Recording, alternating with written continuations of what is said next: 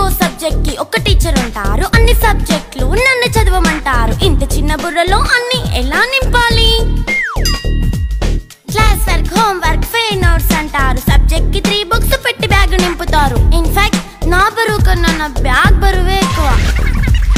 క్వశ్చన్లు, ఆన్సర్లు, సర్ప్రైజ్ టెస్టులు అన్ని దాటుకొని మళ్ళీ స్కూల్ వ్యాన్ ఎక్కేసి అమ్మయ్య ఇక ఇంటికి వచ్చేసామనుకుంటే మార్క్స్ తక్కువ వస్తే చెయ్యాలి అసైన్మెంట్. రిపోర్ట్ కార్డ్ చూపిస్తే ఇంట్లో ఉన్న పనిష్మెంట్. హోమ్ వర్క్ చేయమంటూ మమ్మీ చంపుతుంటుంది. ట్యూషన్ టైం అయిందని డాడీ తరుముతుంటాడు. డాన్స్ క్లాస్ కి వెళ్ళమని తాతయ్య తిడతాడు. స్నాక్స్ తిని వెళ్ళమని నాన్నమ్మ ఆపుతుంది. ఇక అన్నీ అయిపోయాక కాసేపు టీవీ చూద్దామంటే మమ్మీ ఎంట్రీ ఇచ్చింది. బెడ్ ఎక్కమంది. చిన్న నాప్ తీసేలోపు తెల్లారిపోయింది.